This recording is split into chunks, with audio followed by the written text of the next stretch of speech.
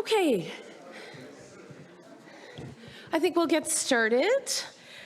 Thank you all for coming. This is a very full house for a council meeting, so we're very appreciative and excited to be hosting this historic meeting in Maplewood Hall here in Oxford Mills, and it's part of our formal recognition of the 25th anniversary of North Grenville's, or the amalgamation, I should say, of several townships into what is now the municipality of North Grenville. So we're delighted to be meeting here. This is one of the places that feels very much like home to me. I came to this particular hall quite a bit when my kids were younger, and as I've said repeatedly, we have roots in Oxford Mills, and I'm very fortunate that my son, as I mentioned outside at the flag raising, goes to school around the corner, and I know we have a delegation to talk about the bright future for Oxford on Rideau shortly.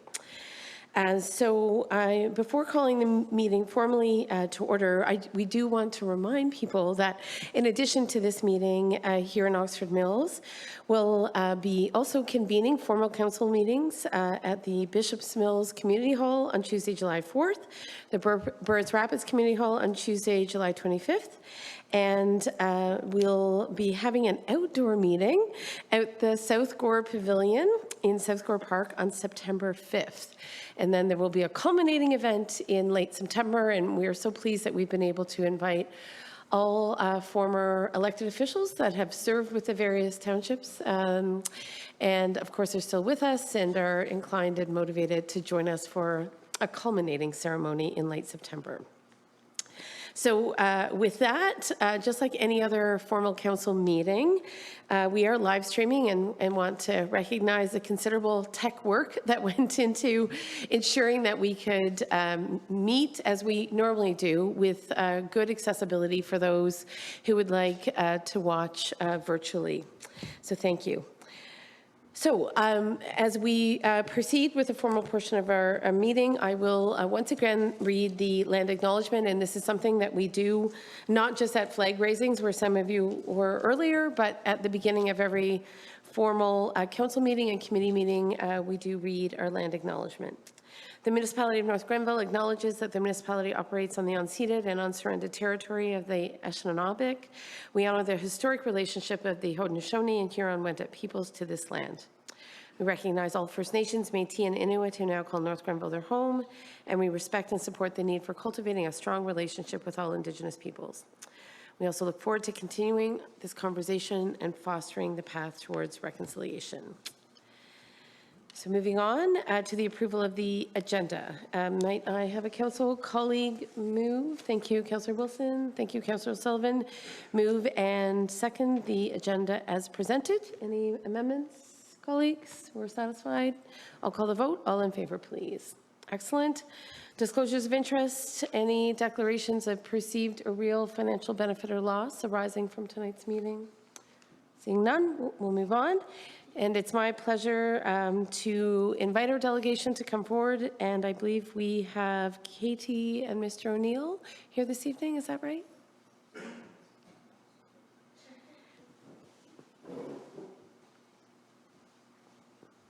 And Katie's, if you don't mind repeating your full name, that would be wonderful. I'm not quite sure of the pronunciation, so I wanted to invite you to do it so that we get it right.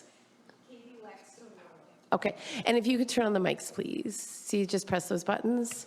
We have great tech support, so some of which comes, as you know, from one of your own community association members, Neil White is here. So, all right, fire away.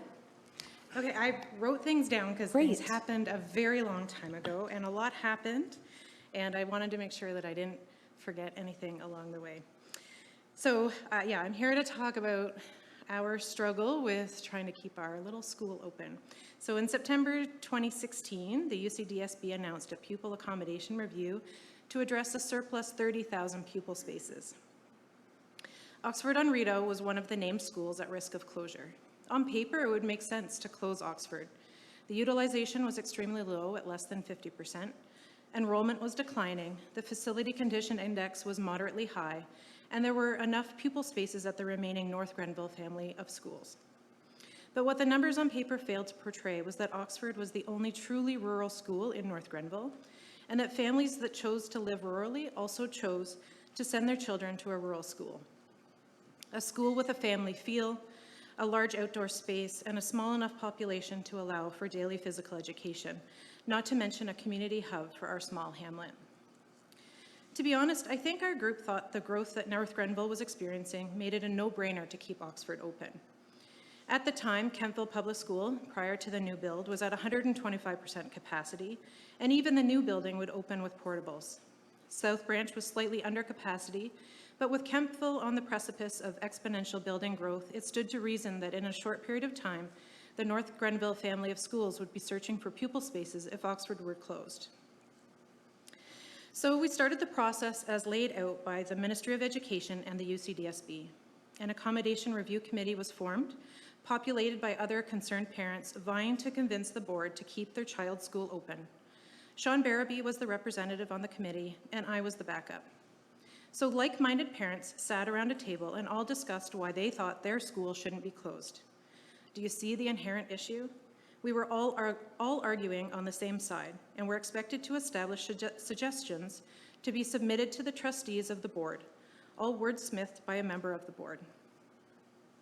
Another frustration was that the initial report was riddled with mistakes that we had no opportunity of getting addressed.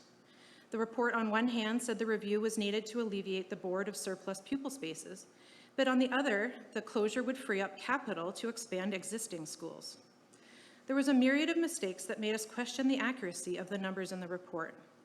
The future of our school depended on what was written in that report, and we had no avenue of getting those errors corrected and distributed.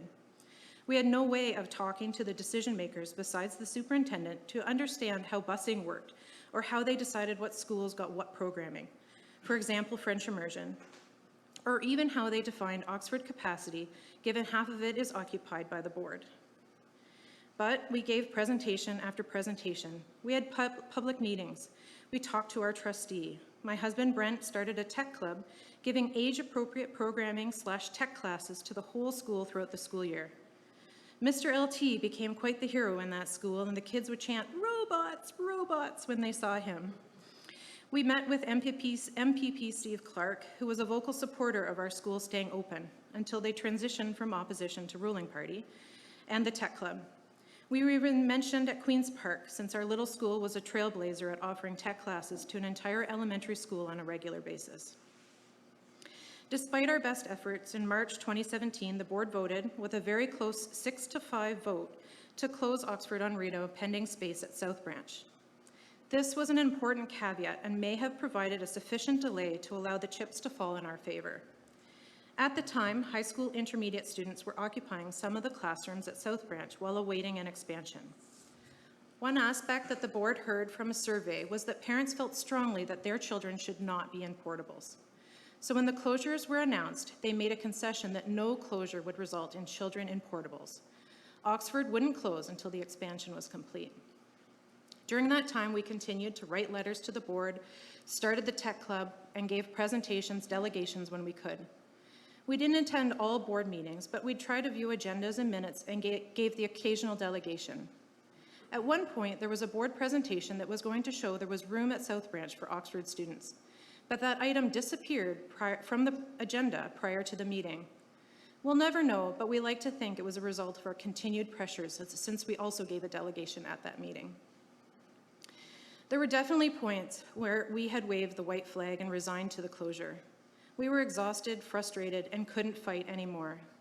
But then we'd get a little snippet of info, like the board's enrollment numbers being higher than projected, or their capital pot was large and they were having trouble spending all their money, and we'd find some momentum again. We hammered them with media releases on the tech club. We pressured them for repairs to the school. We just didn't let our school be forgotten. We were initially told it would close in September 2018. Then in February of that year, it was delayed until 2019. Then another delay to 2021. In January 2020, another year delayed to 2022. By that point, we had found some hope again. The landscape was significantly different. There were new housing developments in Oxford Mills and Kentville. The new KPS had multiple portables, and the pandemic indicated that schools with huge populations may not be ideal. A change in trustee membership allowed for the facts to be presented again and considered without the expectation to uphold decisions made previously. In the fall of 2021, our trustee really started to push again, showing basically all the population predictions we had made originally had come to fruition. The Board of Trustees agreed and voted to remove it from the closure list.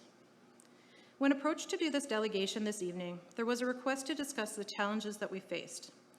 I've already commented on a few, but I wanted to highlight 3. First, we were unaware of how critical it was that the motion to close Oxford was wrapped up with 2 other items, a boundary change and the addition of French immersion at South Branch. Because the French immersion piece was proceeding while waiting for Oxford to be closed, the Oxford piece couldn't just be removed from the motion without lawyers getting involved. This required a lot of work from our trustee to overcome and was completely beyond the scope of anything the SOS could achieve. Second, the overall structure of the Accommodation Review Committee was not reflective of what the ministry was likely attempting to accomplish in its requirement to establish an ARC. Perhaps if the scope was smaller and fewer schools were involved, it would have been more productive. But to me, once it was all over, it felt like it had been a wasted effort. It was comprised of a group of parents that were all fighting the same cause. It's ridiculous to give them the responsibility of being the conduit of information between the school board and the school community when there were so many schools involved. There was limited communication from the board to the school community, and it certainly didn't feel as if our concerns went beyond the superintendent that we worked with. No introductions were made at the ARC presentation, so we didn't know if any decision makers were there to hear our arguments. Lastly, it really felt like fait accompli. The board had made their decision in September of 2016, and it didn't matter how many mistakes were pointed out, how much reason we put into the argument, it was just decided to close Oxford. We'd been told by friends back in 2012, when we first enrolled our oldest daughter, that sending her to Oxford was a silly decision because the school was going to close. Many parents chose to send their children elsewhere rather than risk having to change schools. Of course, these types of interactions affected the enrollment at Oxford. Of course, the decision to not put French immersion at Oxford affected the enrollment. Of course, not having access to a large daycare has affected the enrollment at Oxford. But the board took no action to try to bolster the population at Oxford and attempted to take the easy route of attrition to have the school close naturally. Little did they know who they were dealing with. We were thrilled to learn it was staying open permanently. It's a truly rural school in our community hub. We love the family feeling and that the students can do the Halloween parade or running Fridays through the town. A school is an important part of a community, and we were so pleased that the outcome was in favor of our children and our hamlet. Thank you very much. I only know parts of that story, so, and I think the work of Lisa Swan, who remained a believer that she could reverse the decision of the board, was obviously a big part of the story as well, but without the passion of parents and those who knew the value of the school, I don't think she would have been as energetic or committed. Perhaps, so certainly I think it was a collective win on so many levels. Mm-hmm. So we also have Mr. O'Neill, Brad O'Neill here. I know him as Mr. O'Neill, who is principal of Oxford on Rideau. So maybe you could speak a little bit to the future of Oxford on Rideau, Mr. O'Neill, in terms of what's coming down the pipe now that we have a school that's certainly remaining permanent for the foreseeable future. Wonderful. Yes. So I'm Brad O'Neill, and for any of you in the audience behind me who were students at North Grenville in the late 90s, I may have been your teacher, either in chemistry, math, or science. So I've been in the school board for a long time. I'm coming up to my 30th year next year in education. Love the school. It's a vibrant place. It's really a reflection of the community, because what I've found since I've been here 2 Februaries ago, the values that the community has are the same as the values that the kids have. And it's just a wonderful place to be. We do have some good news, fresh off the presses. You will see some heavy machinery coming in and doing some renovations there. So we do have quite a large project charter that's been approved through some ministry funding. And we are doing parking lots and play areas and asphalt surfaces, a new shade shelter. You'll notice driving through the village next year, you will also see a nice sign like the one that's out at North Grenville, sort of to let people know that we are here, which is really going to be important. So we're really, really excited about that. And so that people know, I'm on every list for everything. So whether that's a new gym floor, new gym lighting, painting, new furniture, they're sick of hearing from me because I am actually on every list that we possibly can get to bring that up. So in terms of enrollment, when I came to the school, we had a projected enrollment, and that was 2 Februaries ago, of I think 71 students. We are now projected at 99, and I'm expecting that we're probably going to have more than that in the fall. Just registered 2 new kids on Tuesday that were just on Craig Road and had been home since the pandemic, but decided to join us. So we always have that influx. We had an influx last year where we had several students leave from another school and come to our school. And good thing they did because they're just wonderful. They're fitting in really, really well. So it's just marvelous. So that's the enrollment piece and the bricks and mortar piece. So of course, school is not just about bricks and mortar. We know that. It's nice to have a nice building and nice things. But some of the teachers in that building I taught and are now teaching some of those kids. Some of the parents that are there, they come in, and it's really interesting because I'm teaching their kids, but I've also taught their parents as well. So it's a really wonderful thing. And for me, it's a great joy for me to come to work every single day with those kids, and the parents are just wonderful. So what can I say about the community? It's a wonderful community. Why would you not want to live here? It's a great place to come, and I think we'll see with all the construction that's coming in, my projection would be, I'm cautiously optimistic that we're probably going to see an influx of people coming in and looking for some good rural education that takes kids back to their rural roots. So I'd be open to ask for any questions that you may have through you, Chair. Indeed. Councillor Wilson, go ahead. Just make sure to turn on your mic. Thank you for your presentation. Mr. O'Neill, what is capacity at Oxford on Rideau? A lot more than what we have right now. So I will tell you, we did gain a teacher this year. So that it's been a long time since we've been able to say that. So we will have 5 full classes, and we'll have some straight grades next year, which will be really interesting. So capacity, we do have lots of room, and also potential for expansion because half of the school is ward office space right now, field office space. So that could be a possibility to move back into that space as well. Right, thank you. True story. This needs to be told. Back in the 1940s, this school was slated for closure. Right here in this very room. It was the Oxford Mills School. It was slated for closure, but the Sagan family moved to Oxford Mills, and they had 13 children. So the school stayed open. My mother was part of that. Wonderful. She's on the wall. Thank you. Just another question, just in terms of out of boundary. I know we're navigating those waters a little bit still. I know that previously there was some appetite to take kids who are out of boundary.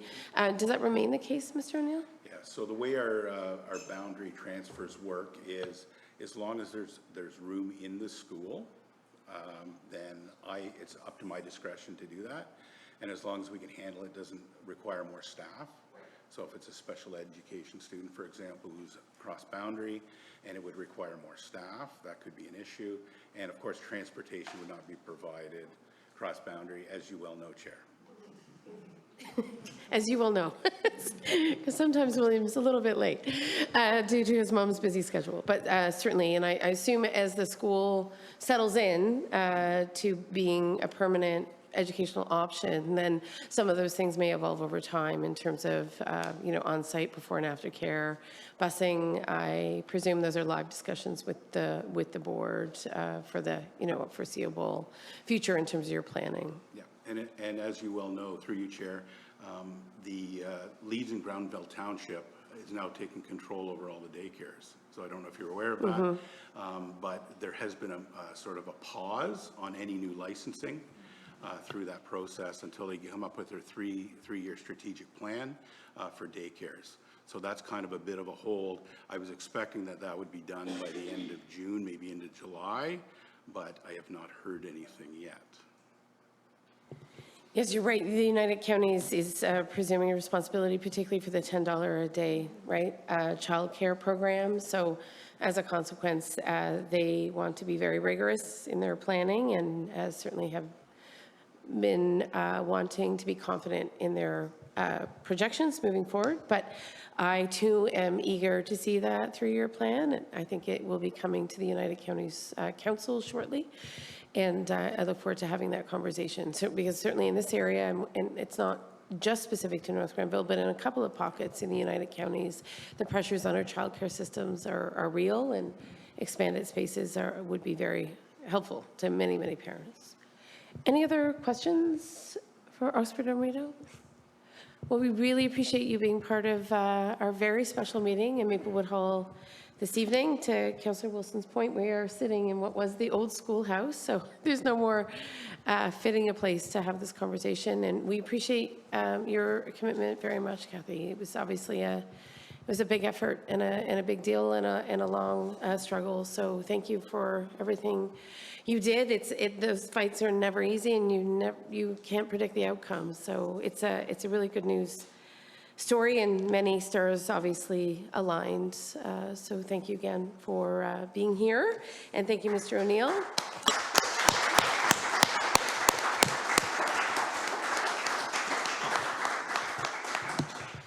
And I said Kathy, but I meant Katie. So apologies, Katie. When I said Kathy, I was like, no, that wasn't right. So thank you for your patience. Okay, so with that, we will move on. The next portion of our agenda is the consent agenda, and these are items that are considered sort of pro forma, for which council debate is not required or necessary. That being said, if any council member wishes to pull any item that's featured on our consent agenda, they are absolutely free to do so. Our clerk who's in the room tonight, she's usually up with us, our acting clerk, Hilary Janot, who's in the audience alongside our acting CAO, Karen Dunlop, and many other senior staff who you will hear from.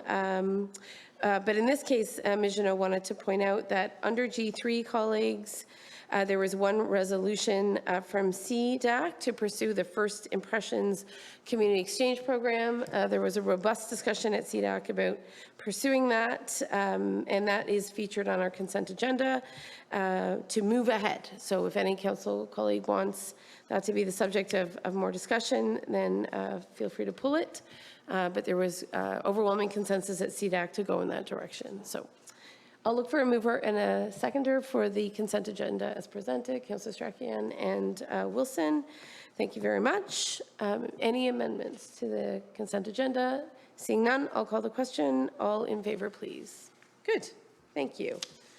Ms. Dunlop, were you planning to give an update this evening? Okay. Client services, we don't have our director in the room. Corporate services, Ms. Janot, you're good? Chief? Are we good this evening, or were you planning to provide some information? Great, thank you.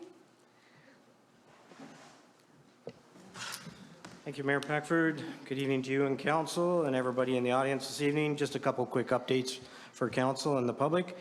I want to inform council that the municipality of North Grenville has received their letter of compliance from Emergency Management Ontario for our program year of 2022. This means that North Grenville has met all its legislative requirements under the Emergency Management and Civil Protection Act. So good work to Municipality of North Grenville for their compliance. Second item I just wanted to bring to attention is the burn ban in North Grenville will remain in effect for a little while longer. We have debated removing it along with some of our neighboring municipalities. However, with the lack of rain that was forecast, it didn't come to fruition, so we will keep the burn ban in effect. Rather than take it off, put it back on, we're going to leave it in effect until further notice. Hopefully that we do receive a little more rain and conditions will improve, but as always, we will keep this updated on our website and social media feeds. Thank you. Any questions for Chief Oakham, fire ban?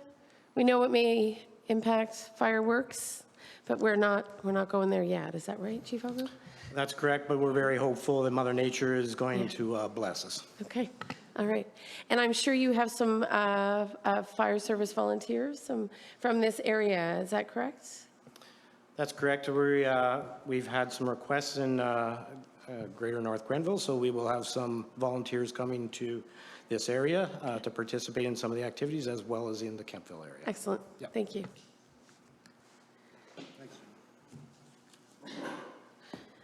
I think our finance director is not with us this evening. He recently became the dad of 2, so has been trying to spend most of his evenings at home supporting his young family. So we will now move to our Maplewood Hall renovation project update. Mr. Guy? Thank you.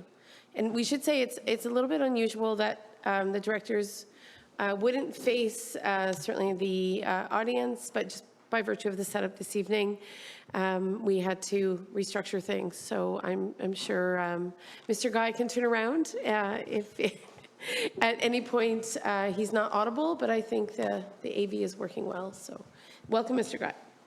Thank you very much, Mayor Peckford. Good evening to council and members here from the community this evening. So tonight I am going to give information report on the 2 heritage buildings here in Oxford Mills. So I'll start with the Maplewood Hall project update.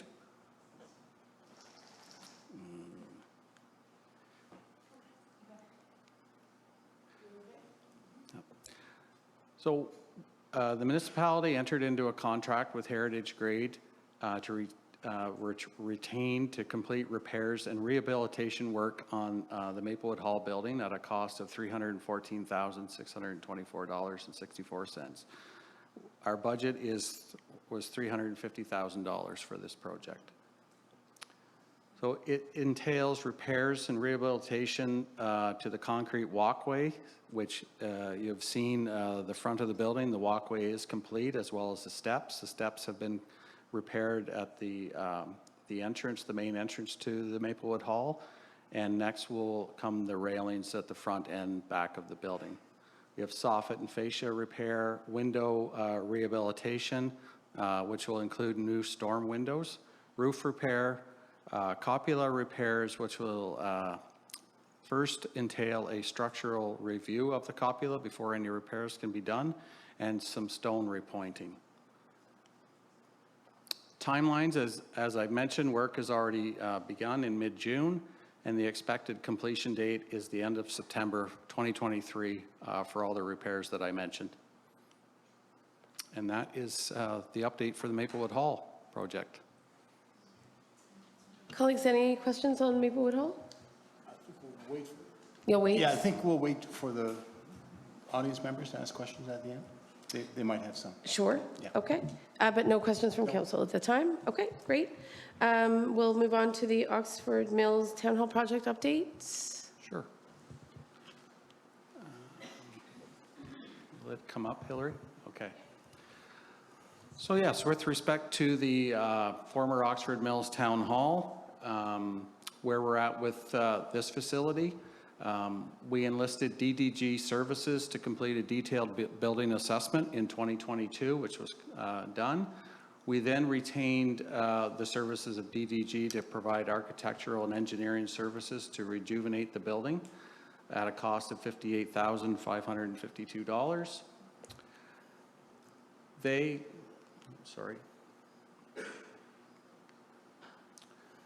We also submitted a grant application to the Green and Inclusive Community Building Fund to assist with the revitalization of the building or rehabilitation of the building. We have applied for $949,000 approximately to rejuvenate the building. So the grant, we had to, as part of the grant application, we had to base it on an end use for the facility. So the general overview of that was a facility for public gathering events and presentations. The components to be addressed to the update to the building is the demolition of interior finishes back to the studs. We have abatement work to be done. Once that work is completed, there will be a structural review. And then once that's done, we'll get into upgrading of the windows and doors, insulation, roof, cupola repairs, electrical, plumbing, and HVAC. So basically, as well as barrier-free washrooms, which will provide accessibility, and stone repointing. So far, we have submitted the demolition permit to the building department. That's been completed. We've asked the groups who were storing their belongings and materials at the Old Town Hall to remove their material by mid-June, and I believe that has started. The completion of the tender documents for demolition is July, but we're actually ahead of schedule on that. That tender document was actually released today, and it closes on July 6th. We hope to retain a contractor by August and start the demolition activities in September. And that completes the update for the former Old Town Hall. Thank you, North Grenville.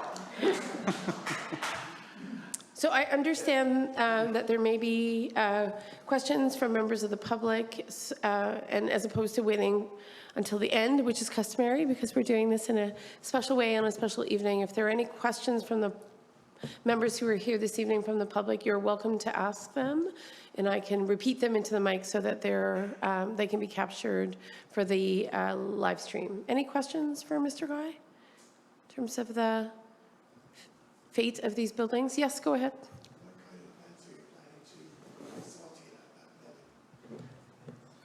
What did you ask? What kind And Neil, of, maybe you could repeat the question? What kind of? Do we have any idea what sort of events will be scheduled for the building in the future? We're speaking specifically of the Township Hall, correct? Yeah. Mr. Guy, were you asked to be particularly specific when it came to the application? Only in a matter of, as I mentioned, sort of a general end use for the facility. So, you know, we took the preview of it. It'll be a public building for public use. I think the specifics on what the building will be, I think, is still left for some community consultation and feedback. When we get to that point where if we're successful with the grant, once the demolition's done, it'll be certainly very important to hear from the community and to come up with a game plan in terms of how the building is going to be rehabilitated in that sense. Thank you. Yeah, I'm seeing people, thank you. I just want to, just so we have it on the record, the question was, what was the end public use envisioned? And I see two other hands in the audience. So if you just want to shout out your question, I can repeat it. Yes, go ahead. Different. I understand there's a big bat population in the hall. Ah, right. And the bat population is not in Maplewood, but in Township Hall, is that correct? Okay. Indeed.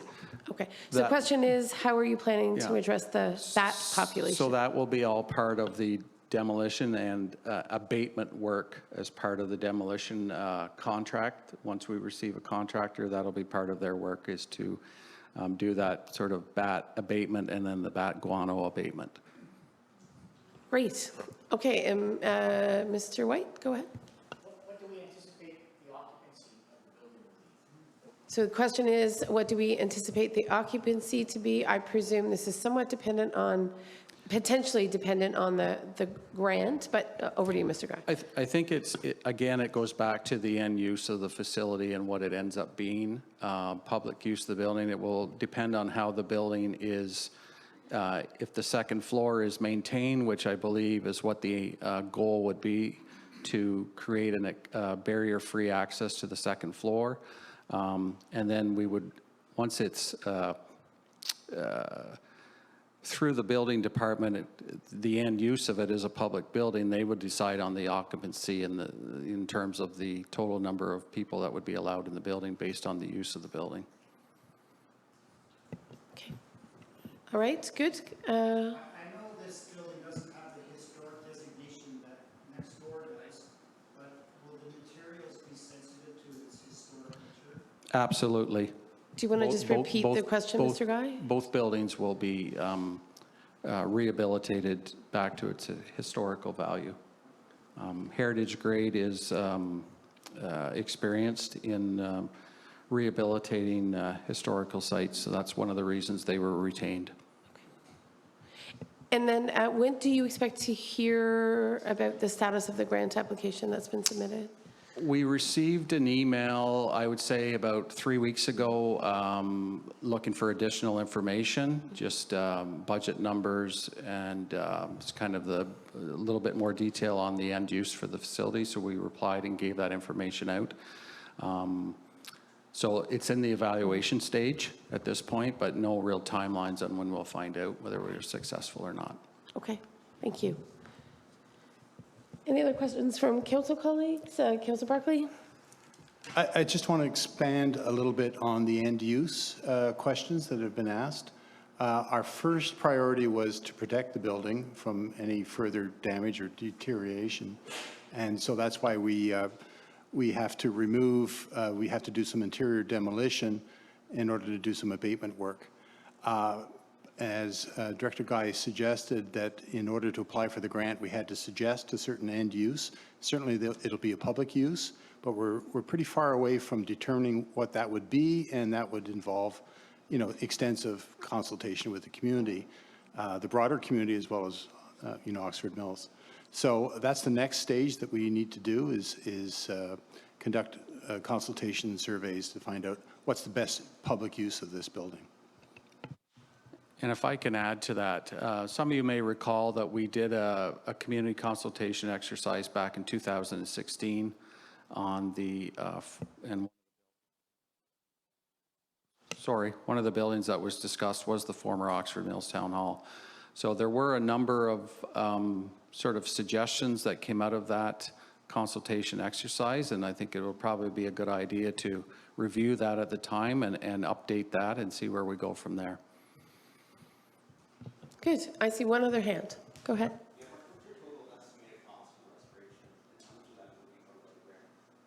Total estimated cost and what would be covered by the grant?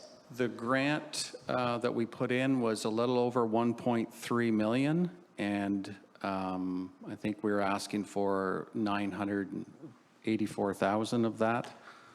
I have a spreadsheet here, actually. If I can read it, it's pretty small. So we asked for $1,350,690, and of that, the grant would be $945,824. So just under $1 million, and so the total cost of the project is $1.3 million, and I'm assuming the grant application required a certain investment from the municipality itself to qualify for the 950,000. I think that's 80%, Madam Mayor. We've asked for, our share would be just a little over 400,000. Okay. Does that answer your question? Okay. One other question. Yes. Can you bring puppies to all council meetings? Can we bring puppy? Oh my God, I know, I did see that puppy. Absolutely. We're flexible, especially for in the hamlets. Yes. I'll go to Councillor Wilson next. Through you, Madam Mayor, to Director Guy. If we don't receive the grant, what are we doing? It's a tough question, but. There is money in the 2023 budget, and we would be going back to council in 2024 to ask for further dollars. I think it's been many years of discussion, at least since I've been with the municipality on the former Oxford Mills Town Hall, and certainly I think, you know, there's very much a want and a need in the community to have it rehabilitated and restored. So I think staff feel the same way, that we need to look after this facility. Thank you. I know our batting average is pretty good with some of these larger grants, so certainly I think we feel optimistic. But it's a good question, Councillor Wilson, because nothing is guaranteed until we get it in writing, and I'm sure the ministry is faced with some tough decisions. Okay, so I think that completes your 2 reports. Council, we just need to move a motion for the receipt of the Maplewood Hall renovation project update and the former Oxford Mills Township Hall project update. I'll look for a mover and a seconder. Councillor Strachan, Councillor Sullivan, thank you. Any remaining comments? Seeing none, I'll call the vote. All in favor? Perfect. Excellent. And I don't think I could let a Parks and Rec update go without talking about participation. I know Ms. Tolbert is also in the audience, and our Parks and Rec team has been working very hard to support North Grenville in resecuring the title of Canada's most active community. I didn't mention when Katie and Brad were during their delegation that, of course, there was just a significant investment in Crozier Park, and Council had the pleasure of officially launching the new play structure in Crozier Park, which was as a result of the $100,000 that was won in 2021. Participation as grand prize for being Canada's most active community is $100,000 a year. So $25,000 of that went to Crozier Park, and the rest went to some other hamlet initiatives. So obviously we recognize the benefit of being deemed Canada's most active community. Last year we were Ontario's most active community and received $7,500. And this year in 2023, we thought, well, let's go for the big prize again. So we've got some tough competition this year, Toronto, New Brunswick, but certainly if you're not tracking your minutes, it's not too late to join. We've got 10 days to go. Lots and lots of community groups are doing it. So I want to thank our Parks and Rec team for supporting a lot of the effort and spreading the word, and our comms team has also been quite involved. So we're very hopeful that we can make our way back to the top. So thank you, everyone, for being really good sports on the participation initiative. So we'll move on then. We have an update from our... Yep, we received both. Yep, we did it as a combined motion. So we're going to move on to our planning and development report, and I believe Ms. Martin, you're here to deliver an update on that.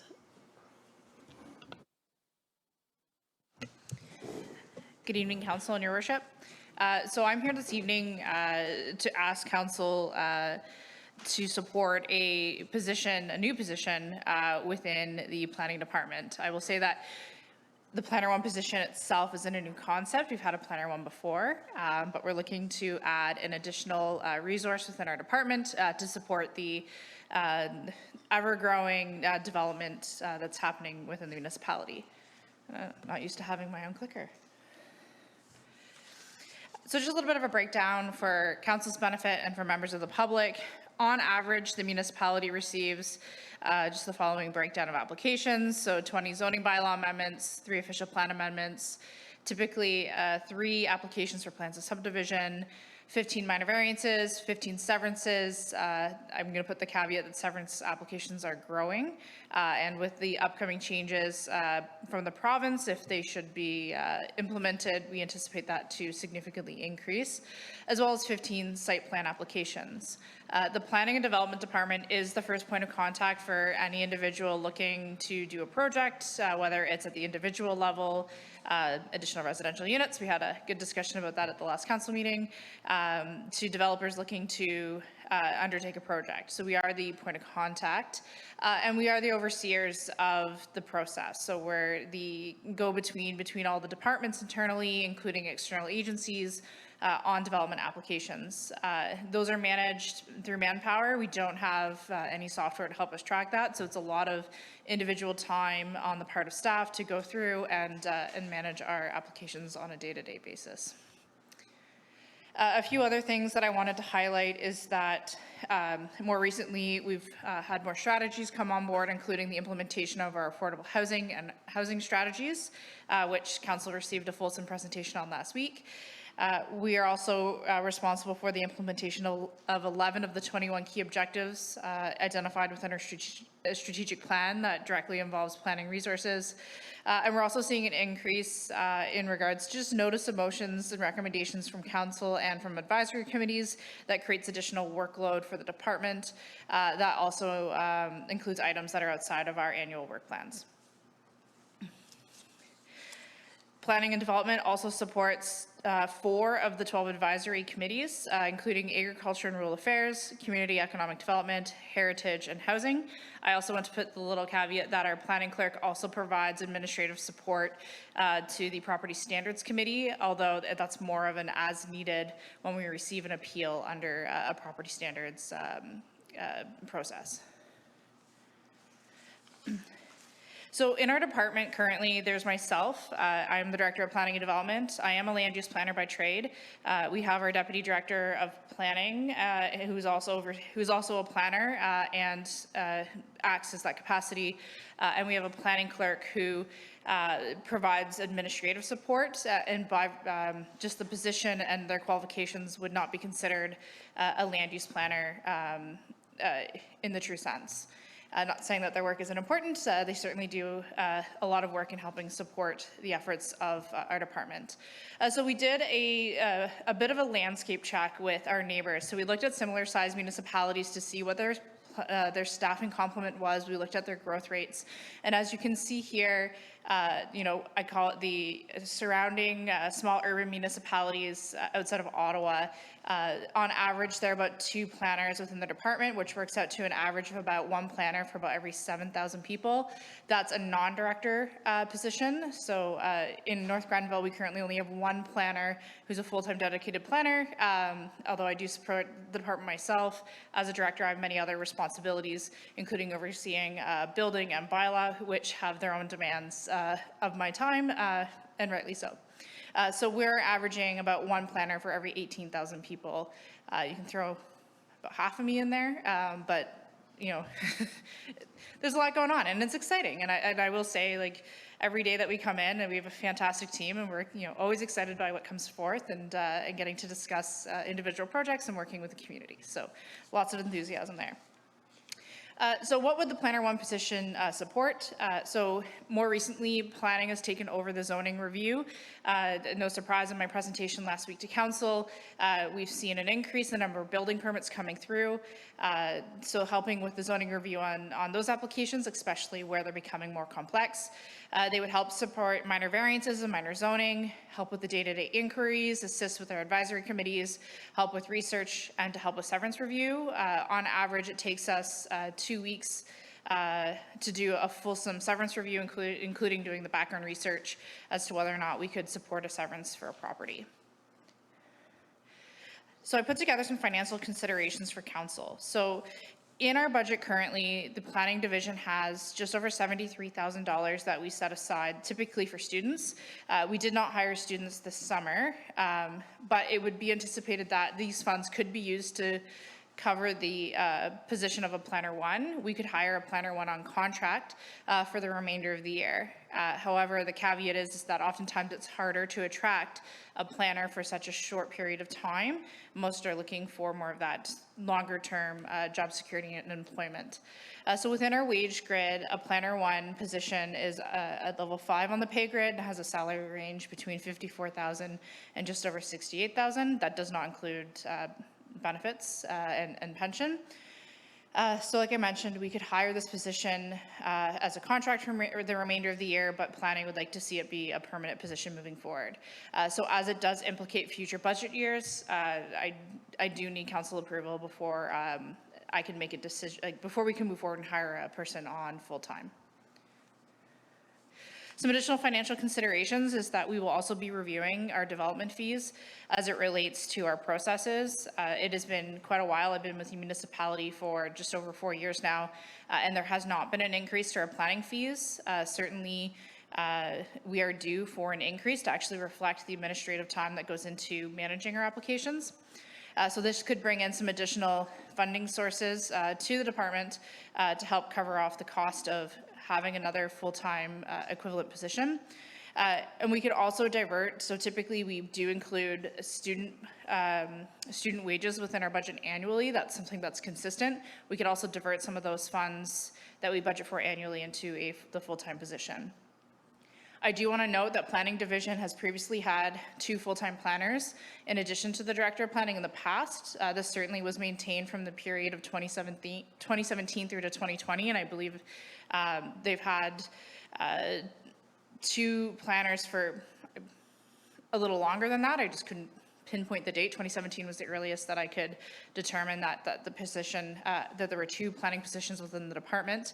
And in 2020, when there was a bit of a restructuring within the planning department and I became acting director, we had a vacant planning position, and just given everything that was happening during the pandemic and some of the development freezes that were happening at the provincial level in reaction to the COVID-19 pandemic, that position was reallocated internally to support staffing needs within another department. And what I want to just impress upon council is the fact that, and I was asked a question, is why now, and what's kind of the critical piece around this, and it's just recognizing that you've got 2 very qualified individuals who come in every day and put in their best efforts to support the development side, but what we're starting to experience is just pushing up against service timelines in being able to respond to the public in an efficient manner and in a timely manner to help them meet their project needs or get responses on their inquiries. And with the changes coming in from the province of Ontario in relation to our timelines now being shortened and the impacts to our revenue, and that if we don't meet those timelines, we're required to refund applicants, having the additional resource will ensure that we can maintain and enhance our level of efficiency and ensuring that we're meeting those stringent timelines that the province has set for us through the various bills over the past year. So that concludes my presentation. I'm happy to take questions from members of council at this time. Thank you. So start with Councillor Sullivan, and then we'll go to Deputy Mayor Barkley. And you have control over the slide presentation? Okay. So if you could, okay, if we could just get it back up. I would like to go to the slide that shows the comparators with other municipalities, but in the meantime, we'll recognize Councillor Sullivan. Thank you, and through you, Madam Mayor, to Director Martin. Thank you for the presentation, and thank you to you and your whole department for all the work you've done. I know that the recent changes have caused a lot of additional work. You did mention at one point, I believe, something about software, and I'm wondering if there's any consideration given to get better software that will help streamline the processes, and because I would think that with additional planner, there's going to be more workload for your clerk too. And will the software help to meet the deadlines, keep everything on track, and et cetera, et cetera? Absolutely. So it was a consideration that we included as part of the 2023 budget, but due to other financial, I don't want to say constraints isn't the right word, but other budgetary considerations, it was removed from this past year's budget cycle. As part of the Housing Accelerator Fund, we have identified it as one of our key pieces of one of our key items that we'd like to consider as part of that action plan that we have to put together for the federal government. So still pursuing other avenues in which we can get some additional funding. We do have software on the building side, which has been fantastic, but we see the ability, especially with the number of permits coming in, to enhance that software to allow more of an online component as well. So certainly something that would be a fantastic tool, and we'll put together some more thought again as part of the next budget cycle as to how we can address that, but hopeful that maybe through some of the grant funding opportunities that are out there, seek some of that additional grant funding to help support that piece. Okay, thank you very much. The other question I had was regarding the growth rate. I somehow thought that North Grenville's growth rate was going to be higher than 1.9 when I see Russell is 4% and Carlton Place and Mississippi Mills are up there as well, higher than us. Were we not higher than that? I So thought- that's our annual growth rate, through your worship to Councillor Sullivan. That's our annual growth rate. So certainly we, when you look at it compounded over a 5-year timeline, it is higher. And it's also relative to our population as well. So we have a population of, 17,000. So we are, or sorry, 18,000 now. So sometimes those percentage points, when you put it against a smaller population, often seem slightly larger, but I would say in discussions with our counterparts in Carleton Place and in Mississippi Mills, they're seeing about the average same number of growth for new housing starts as we are. So, Okay, thank you very much. And Deputy Mayor Barkley? Thank you, Amy, for that presentation. Through you, Madam Mayor, to you, Director of Planning.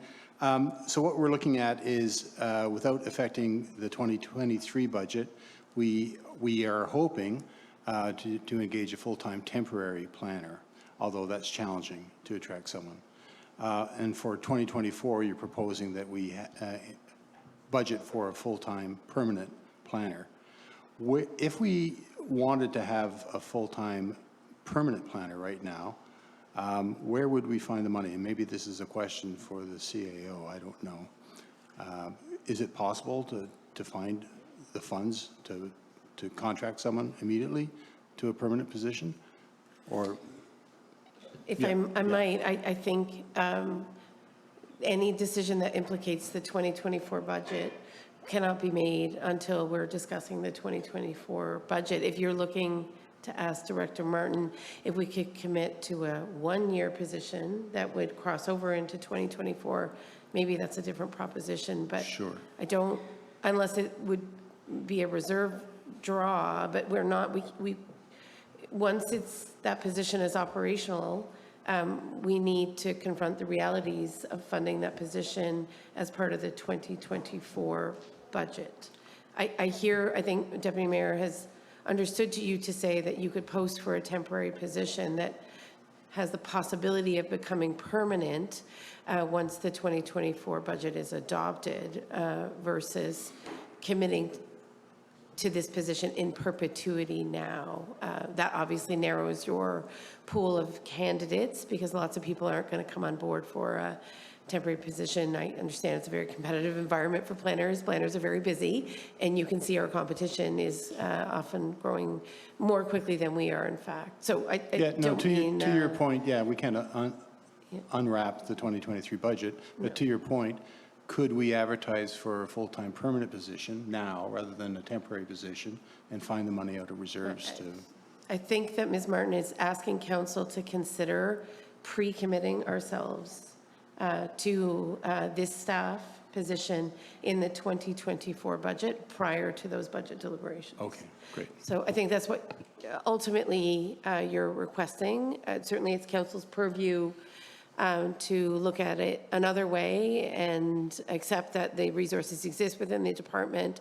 You could post for a temporary position, which could be rendered permanent as subject to the 2024 budget. But I hear you asking that we consider the establishment of a permanent planner one position, which inevitably implicates us for 2024.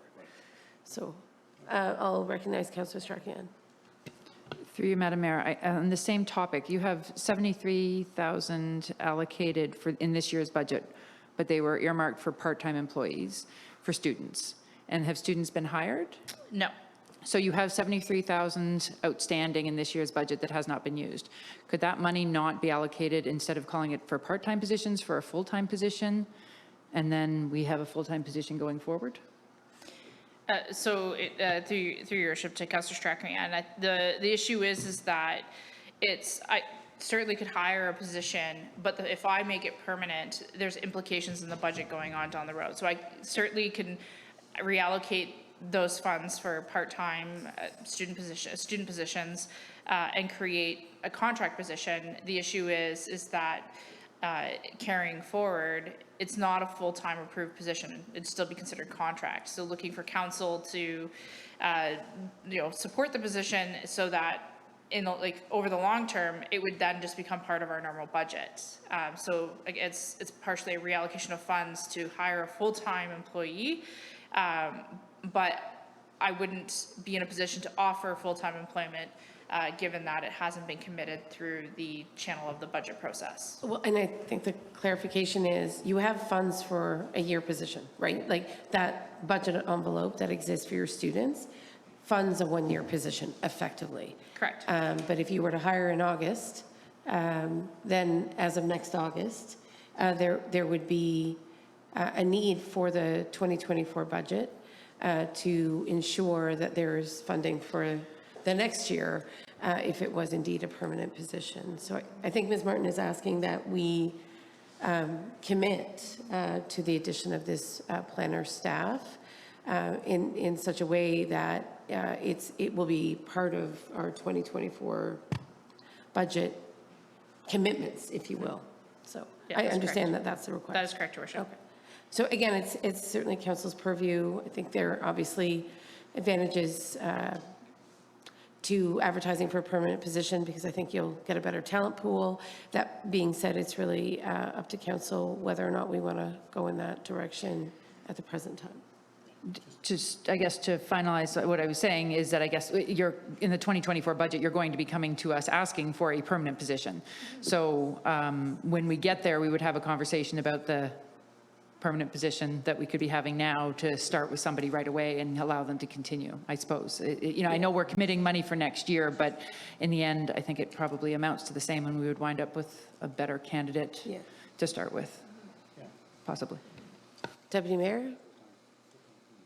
Yeah, just to clarify, we'll be advertising for a 12-month contract, not till the end of the year, correct? The intent would be to hire full-time, so it wouldn't be a contract. I think we may be losing the distinction between permanent and a one-year contract. So to Councillor Strachan's point, if the position is advertised as permanent, it is in perpetuity. That is correct. If we said, go for it, Amy, you've got the money in the budget for a one-year contract position, we don't really need to be having this conversation other than for you to raise awareness that this is the direction you're going. I think it's the financial implication into the 2024 year and beyond. Because I understand that what you're suggesting to us is you'd like to offer a permanent position. Obviously, that means that we would go beyond, you would go beyond the one-year commitment. That's correct. Yes, Councillor Strachan. Through you, Madam Mayor. I mean, I think that the reality is that the growth is happening and the changes that the province has brought down are not going away and that our planning staff is overburdened and is about to be more so in the very near future. And so I don't think we'll be in a position to say that we don't want to have another planner in the department regardless. So I think we're having this conversation now that the need is there and it would make sense for us to pursue it at that stage, my opinion only. All right. Any other comments at this stage in regards to the proposal? Go ahead. Yeah, not to belabor it, but we'll be advertising for a temporary full-time. No? Amy's, Ms. Martin's intention is to post for a permanent position, in which case we are pre-committing ourselves to this position as part of the 2024 budget cycle. That is, I think, the intention. Of course, it's our purview to make that decision. It could be a temporary one-year position, but I'm hearing Ms. Martin to say that within the department, the need is such for a permanent position. But of course, council doesn't need to go in that direction. If it's not, if we're not comfortable, we could certainly endorse a temporary position versus a permanent, but I think that's the question before us tonight. That's right. So why don't I read the motion, and then council colleagues, I'll see if I have a mover and a seconder. And that is that council approves the position of a permanent full-time planner 1 and directs staff to include the position as part of its 2024 proposed draft budget. That would be, of course, presented to council. Councillor Strachan, you'll move? All right. Do I have a seconder? Sure. All right. Deputy Mayor seconds. So any other questions for Amy? Amy, I guess I'd like to note that I think the addition of any particular staff person to the municipality is a significant one. I know our growth has been very heavy and perhaps a little more concentrated during the pandemic and post-pandemic than our chart reflects. That being said, the Township of Russell with 4% growth only has 3 non-director planning staff. So we would be going to 2.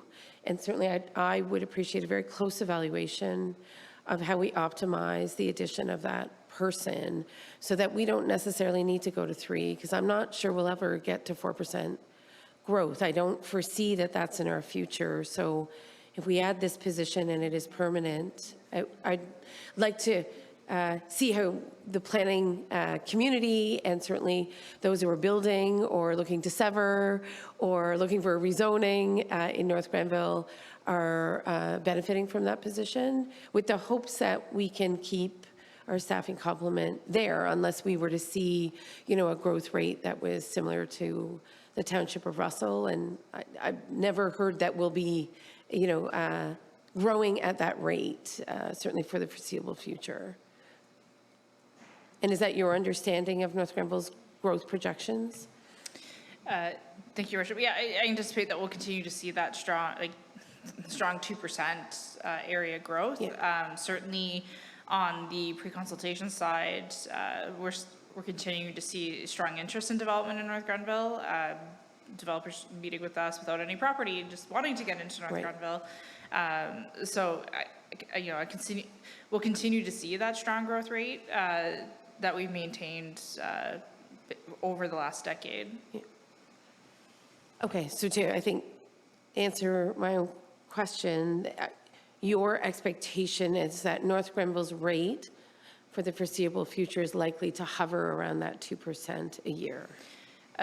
Based on historical analysis, that is correct. We do have our population study, which may help identify what that growth projection could look like over the next 20 years. But for now, I'm comfortable with saying that 2% annually, which is what we've seen over the last 10 years per annum, should maintain. And then just quickly, what is the average growth rate in Ontario for a municipality? Is there one?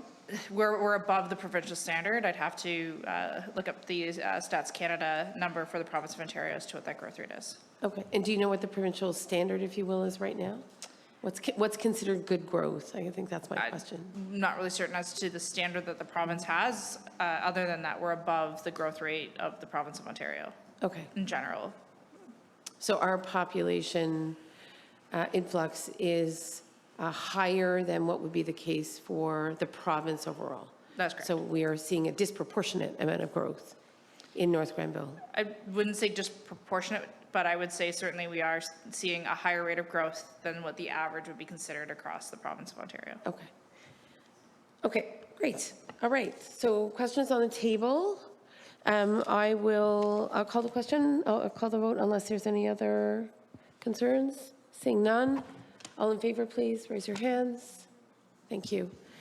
Amy, this is I think a significant decision for council, and we look forward to getting some regular reports on how you can integrate and optimize this additional position. Thank you.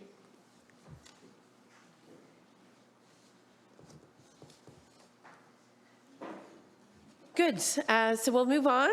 We're going to go to Public Works, and in the spirit of talking about supporting the needs of a growing community, I have Acting CEO Karen Dunlop. Actually, Your Worship, Deputy Director Finley. Okay, Mr. Finley. All right, come on down, please.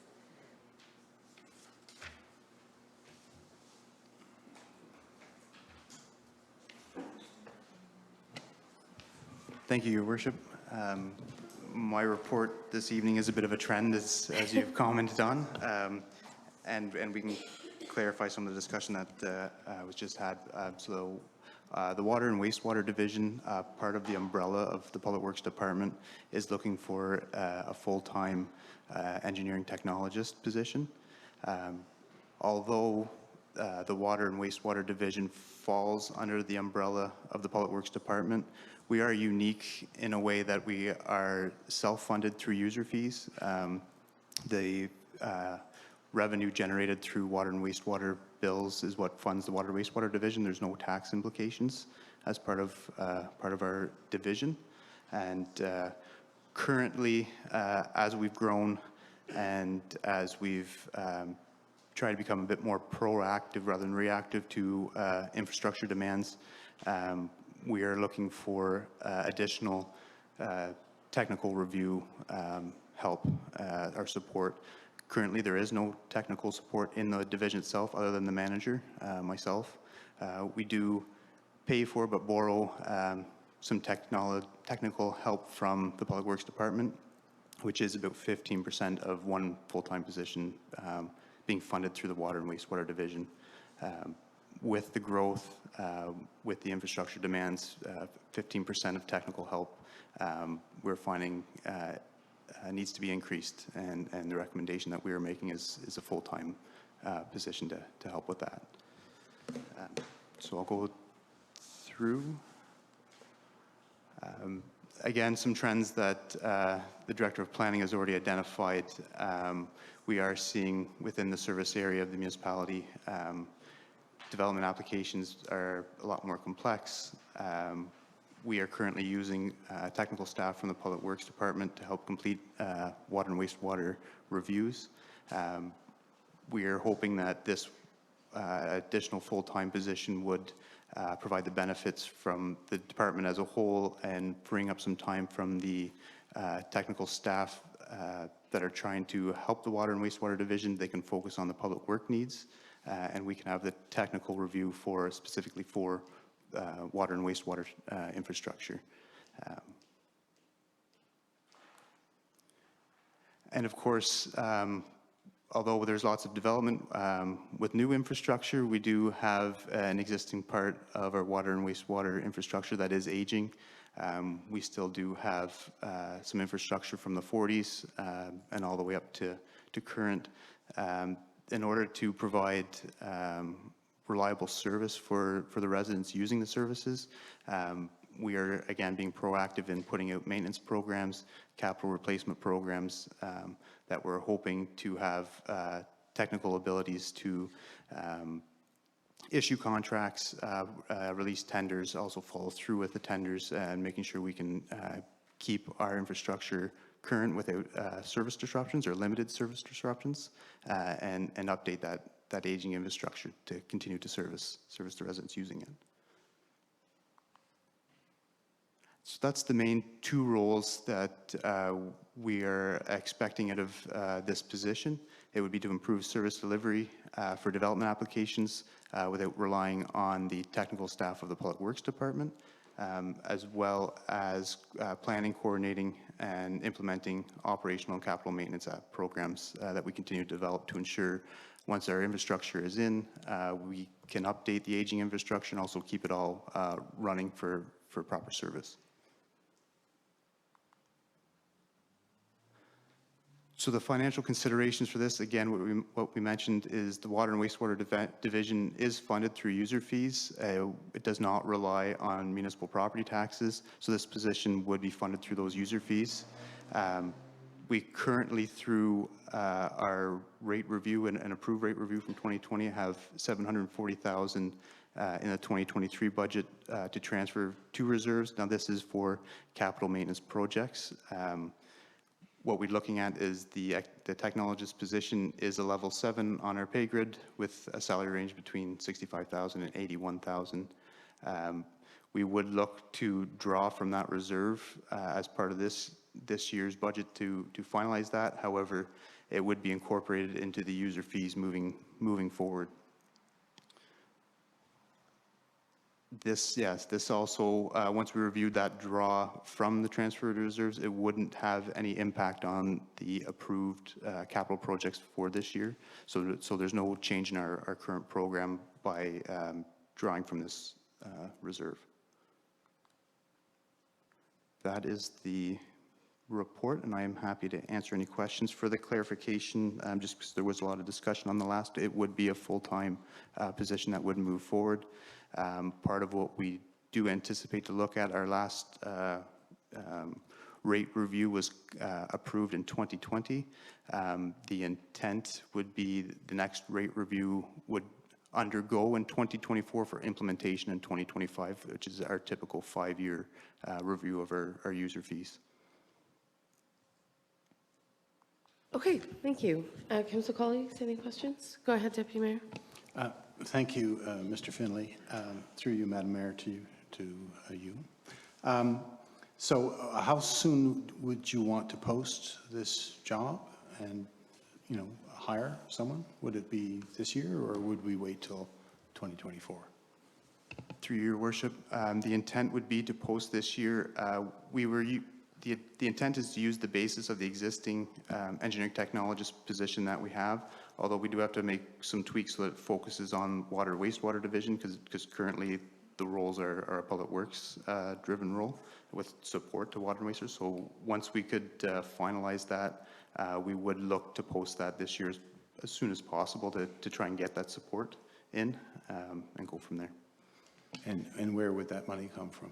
So that would, through your worship, that money would come from the $740,000 reserve that we currently have approved through this year's budget. But I understand that's a transfer for capital costs rather than operations. Correct, through your worship, it is a transfer. However, with the capital program that we have this year, there wouldn't be any removal of current, some of that would just be part of the reserves and not part of any of the capital program. So it wouldn't have effect on our program for this year. Great, thanks. Great. And just to be clear, here we are in Oxford Mills, right, where everyone is on septic and well. So I just want to be abundantly clear, because not everyone appreciates this, and sometimes we get questions about investments in people or in capital when it comes to water and wastewater. This position is to support the servicing and I guess the expertise that is, I guess, fundamental to operating a water and wastewater system. And the fees that I would pay living in the town of Grenville, or I guess Councillor O'Sullivan would pay, support the overall budget from a capital and operations perspective, correct? That is correct, Madam Mayor. Okay. This is purely driven from the user fees that residents using water and wastewater pay through their water utility bills. Right. So if you're not receiving one of those bills, then the budget in question is not one that you contribute to. That is correct. Right. Okay. So with that in mind, I know that we were approved in 2020 that 5-year rate structure, right, for the base rate, the water usage rate, and certainly moving forward, you would be looking to include this additional position into any considerations for the next 5-year review, which would be implemented in, is it 2025? Yes, Madam Mayor, that would be the intention, is that we would do the study in 2024 for implementation in 2025. Okay. We do see inflation has changed, costs have increased significantly since 2020 and since the reviews, so we do need to take a look at our rate structures to ensure we are cost recovery. And I presume development charges are also a part of the water and wastewater budget for those who are on service land, is that right? That is correct, Madam Mayor. Development charges, a portion of the development charge fees do go to, a significant portion, I would say, go to water and wastewater to support that infrastructure. So when we see growth in urban areas, obviously, particularly in the town of Grenville, the development charges that are paid by residential and commercial developers, part of them are set aside to support both operations and capital of our waste and wastewater system, correct? That's correct, Madam Mayor. It is for the expansion of infrastructure is what the development charges are for. So right. The thought would be that the fees would help the additional fees that are required to capital construction of that infrastructure. Okay. And this position would be considered a sort of growth-related position. Is that the case? A portion of it, yes, would be growth, with the additional trying to support the aging infrastructure as well. Okay, okay. And I just learned just over the last, I think, 2 years that legally the budget for water and wastewater has to be kept separate. The books are separate.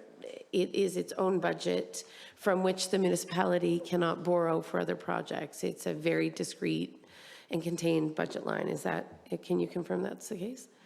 It is correct that we have a separate budget. We are completely user fee dependent, and it is cost recovery. It is not relied on from drawing from taxes to pay for those services. Okay. And just why now? So once again, we're presented with this sort of mid-year ask. Why now?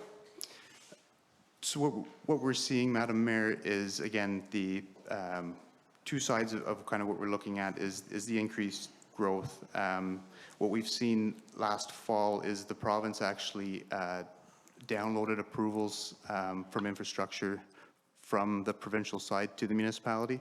So there's now linear infrastructure approvals that the province used to approve. They would review and approve, and now it's on the municipality to approve. So we need to make sure we have the technical expertise so that we can approve this infrastructure for development, make sure the proper items are going in. So that's one side that we're looking at, which was we're just starting to see the effects of that download because we only received that late last fall.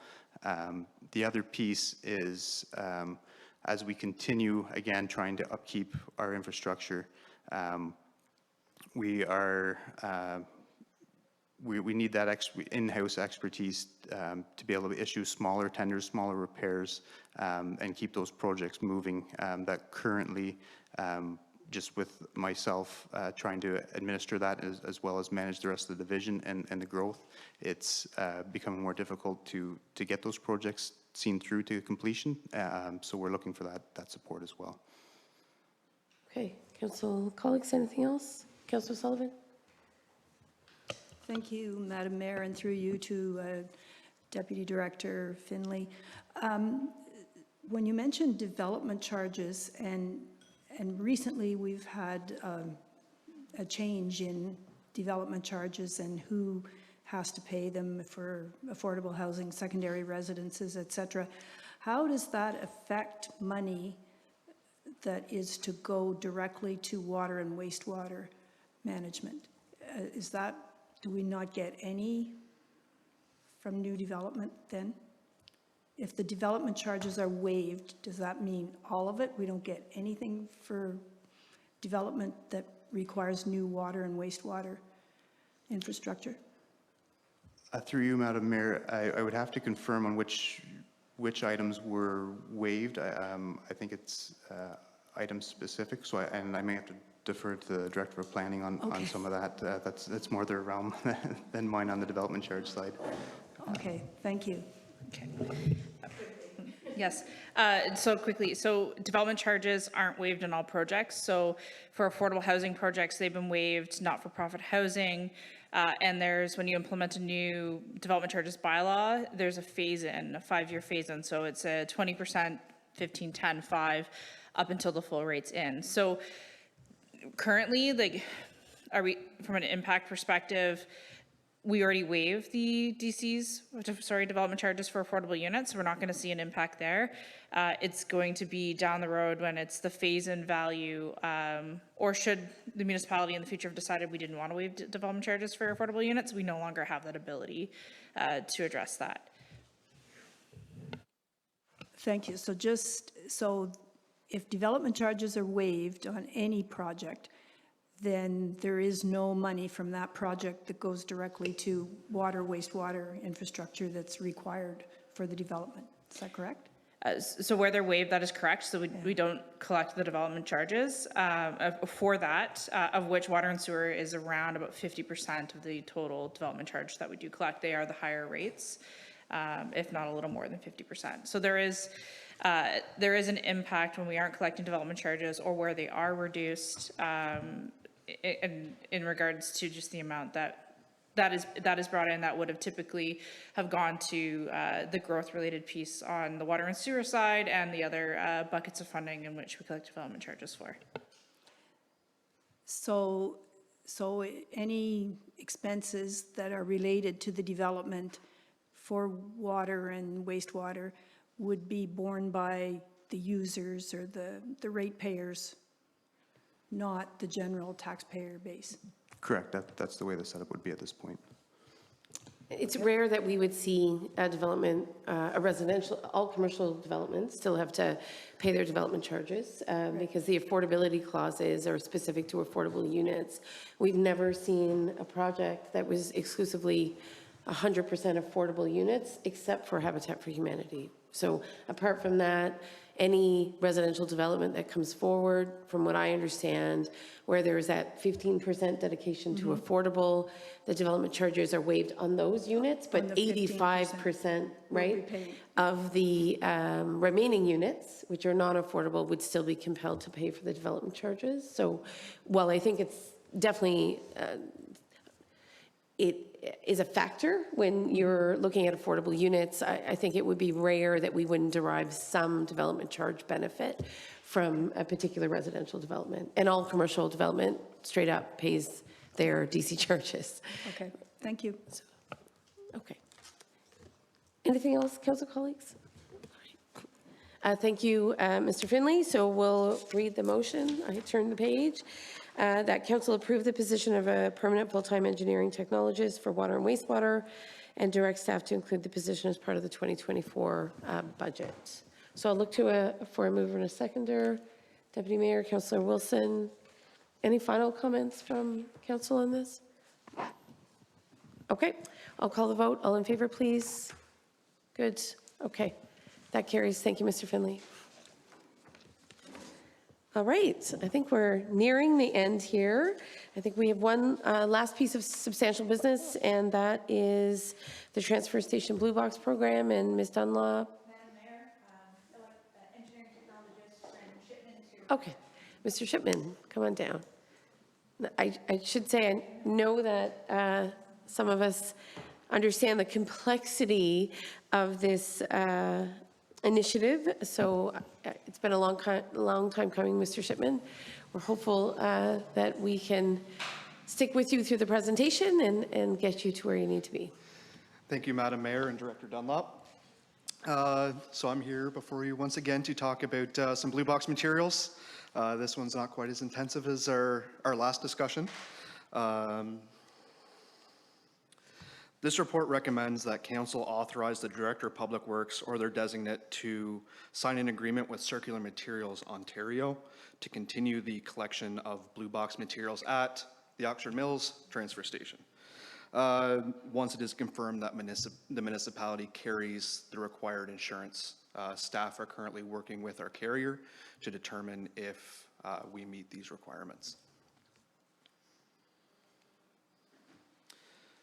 So back on May 2nd, I presented Public Works Report PW 2311, Blue Box Program Operation, where Council moved to direct staff to opt out of the operation of the Blue Box Program. It authorized the Director of Public Works or their designate to amend, terminate, and pay out contracts as needed to manage the changing legislation. Authorize the Director of Finance or their designate to release a contract payout from reserves and to direct staff to investigate options for continuing business pickup and report back to Council.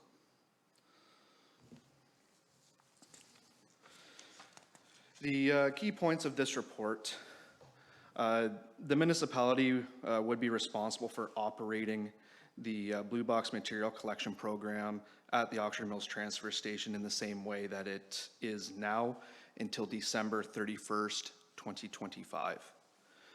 The municipality would be responsible for the promotion and education of the blue box program, once again until December 31st, 2025. The contracts have been submitted to the municipality's carriers for insurance evaluation, and we're waiting back for comment. This agreement would allow businesses to continue to dispose of their materials at the transfer station. Staff are currently working with Emterra to establish the curbside program for businesses. However, We have not heard if Emterra has been the successful contractor for the curbside collection. But this agreement would allow the businesses to use the transfer station, which is one step towards the position that council took in our last meeting. The financial implications associated with this agreement, Circular Materials would compensate the municipality for the operation of the Blue Box program at the Auction Mills transfer station. It would be generally in line with what we're receiving now from the province.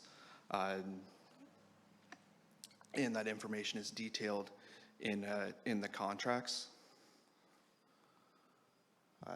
So in closing, to ensure that the Blue Box materials can still be accepted at the Auction Mills transfer station, it is recommended that we sign the contract with Circular Materials Ontario to facilitate this collection. That concludes my report, and I welcome any questions. Questions, council colleagues? Go ahead, Deputy Mayor. Through you, Madam Mayor, to Mr. Shipman. Will our current contractor for curbside pickup continue until December 31st, 2025? Or is that the curbside pickup still it's in flux until then, until we land on someone else? Through you, Madam Mayor, to Councillor Barkley.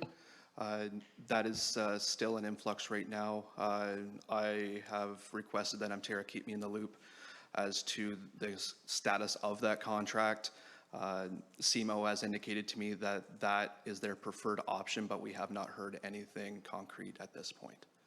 So Circular Materials Ontario, just to be clear, is the producer's responsibility, or the PRO? What does that stand for again? Producer responsibility, or organization, or yes, yeah. I forget the R exactly. Yeah, okay. Forgive me. Yeah. So they are responsible, and we're looking forward to not being financially responsible for any Blue Box pickup as soon as they sign a contract with someone to do that curbside. Is that correct? We will no longer be financially responsible? Through you, Madam Mayor, to Councillor Barkley, yes, that is correct. When we opted out of the operation of the Blue Box program, effective October 1st, we are no longer responsible for the collection of the curbside Blue Box program, and therefore not responsible for the financial implications associated. And have we landed on the refund from Emterra for that? Have we settled on that yet? Once again, through Madam Mayor to Councillor Barkley, that is dependent on whether Emterra becomes a successful contractor. Right. If they are the successful contractor, they have indicated to us that a buyout would not be necessary, and we could use another termination clause within our contract that would result in no payment to Emterra. Great. So the contract we negotiated almost 4 years ago was a pretty good one, pretty thorough one, because it anticipated this change, right? Exactly. Great. Yes. Thanks. Other questions for Mr. Shipman? And so, but to be abundantly clear, because the government of Ontario is shifting to producer responsibility, 100% of the cost of both residential and business pickup of recyclables is assumed by the province of Ontario, or is that business piece still to be determined in terms of where the costs lay? The business portion, Madam Mayor, would be borne by the municipality, as it is not regulated by the province. So that is the piece we are still working to include at the Auction Mills transfer station with this contract. Until January 1st, 2026, we would have an option, and we're still working with Emterra to figure out the curbside if that is viable.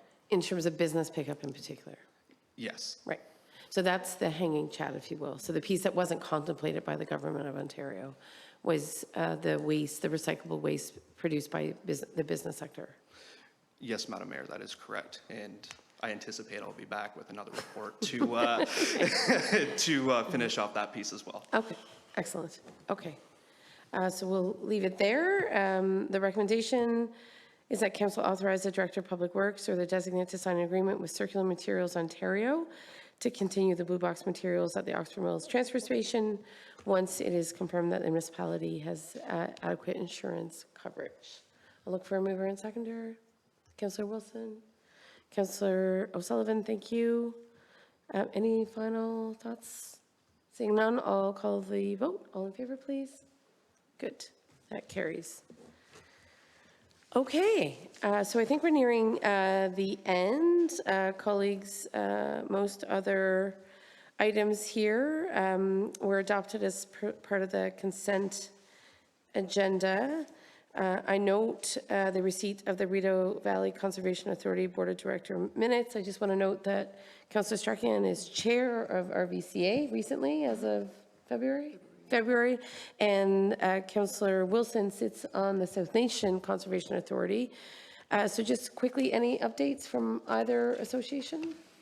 Yes, through you, Madam Mayor. There will be an update coming from RVCA. Summer Casgrain-Robertson, who's the general manager at the RVCA, will be coming before council to ask for some, to provide some additional information because of the significant changes that have come down from the province, but also to ask for some endorsement as well, some allocation of funding that will be common throughout the municipalities. And I will say that South Nation and Rideau Valley Conservation Authority, that we've worked together to make sure that going forward, there's a similar approach to the funding model and so on. So I would expect to see Summer here in the next, probably early in the fall. Thank you. Anything, Councillor Wilson, you want to provide us an update? Being new to conservation authorities, it's a huge learning process for me. I've attended January, February, 6 meetings already. They're half-day meetings in Finch. They're quite lengthy. There's a lot of information. The coffee maker just went off. But the last Thursday, they had a reception. They celebrated the 75th anniversary of South Nation Conservation Authority, and it was quite a nice little get-together with it was a good afternoon. Anyways, I will forward the minutes to our clerk. They're all on their website anyways, if anybody wants to read them. They're quite concerned and get in depth with flooding, of course, and erosion. There's also landslides that they get involved with. And they're also the inspectors of the septics now, I believe, taking away from Rideau Valley, or they do it as well, but they're having to move themselves where South Nation is. They're down in Frontenac actually doing septic inspections. So for some reason, I don't know why they're way down there, but they say there's a big difference between the area at South Nation and Frontenac. There's a lot of rock and slate and things like that. But I can attest, when you saw the figures for Russell Township of a 4% increase, I've had conversations with the planner there and the higher ups, and they're just flabbergasted by their growth there. It's just coming in droves. So it's there, but we'll get there. We'll grow faster. Thanks. Okay. And just a note that there was a shift in the governance of conservation authorities where there is now a mandated municipal representative. It used to be that it could be potentially a resident in our community, but the governance of conservation authorities shifted. So it's great that we have 2 council colleagues that are very, very actively engaged in the conservation authorities. It often affects many of us in the community, and they are relied on as well by the municipality as a source of expertise. That's changing to some extent, but they're still very valued partners. I don't believe we have other business this evening, colleagues. I don't see any notice of motions. Any notice of motions? Not seeing any of those. Introduction and consideration of bylaws, Ms. No, nothing to do there this evening? Okay. Any remaining questions from members of the public or members of the media? I think we got a lot of questions. Are there any remaining questions? Not seeing any. All right. Are we good? Okay. All right. So before I close the meeting, I do want to take this chance to thank Neil White, Herb Cloutier, Livestream Junkies for their considerable AV support this evening. So this wouldn't have happened without their skill and also good broadband. So we know there's reasonably okay wireless here. It may have been boosted, I'm not sure, but certainly for the purposes of the live stream this evening and the virtual accessibility of these meetings, we certainly want to thank and Neil and Herb and Livestream Junkies for their part. We also want to thank, again, municipal staff for thinking outside of the box and supporting us in the first of 4 rotating meetings. So appreciate all of the collaboration and imagination in how we mark 25 years and plan for another remarkable 25 years. Is there anyone else I should thank? I think Suzanne from the Oxford Mills Community Association, and she may have left, but certainly appreciate the partnership of all community associations, but particularly here in Oxford Mills, in being gracious hosts and provider of excellent coffee. Neil, thank you, and cookies as well. So it's really neat for us to come and be here and take in all of the historic vibes and energy of this hall and to all of you. So we'll move on to the close of the meeting. The last thing I should note is June 21st is Indigenous Peoples Day. So I know Councillor Strachan has shared some information on her page. The municipality will be putting out a statement, but obviously June 21st is a very significant day for many different Indigenous peoples across Canada and beyond. As you've noted, or I'm sure you gathered, we are moving towards the establishment of an Indigenous Circle. They are having their first meeting very shortly, if they haven't already, and this is a municipal advisory committee composed exclusively of those in our community who identify as Indigenous, and we're really excited about how they may come together to provide some advice and reflections and also support some of the conversations we're having around truth and reconciliation. So I'm not sure if there's anything else to add, colleagues, go ahead. So with the solstice coming up on this weekend, there's also local celebrations at the Matahoki farm that is just up towards Barhaven Way. And so there's going to be a series of celebrations over the few days, powwow and so on. So if you're interested in participating and seeing what they have to offer, that is something that's fairly close to us as well and easily accessible. So lots of information online. If you just search Ottawa Solstice, I think you find it. Thank you. Thank you. I always feel like it's a day of significance. It's the longest day of the year, as Kristen noted, and really one to mark in whatever way works for you. So we'll close the meeting, and that is with our confirmation bylaw, that bylaw 6823, to confirm proceedings of council at its regular meeting held on June 20th, 2023, be adopted and passed. I'll look for a mover and seconder, please. Deputy Mayor, Councillor Sullivan, thank you. I'll call the question. All in favor? Thank you. And then finally, a motion to adjourn on this side of the House. Councillor Strachan, Councillor Wilson. This is a radical format for council because normally I can't see Councillor Wilson because she's blocked by a big screen. But in this room, it's been super easy. So it's nice to have the closer face-to-face contact. So motion to adjourn at 8:43 p.m. All in favor?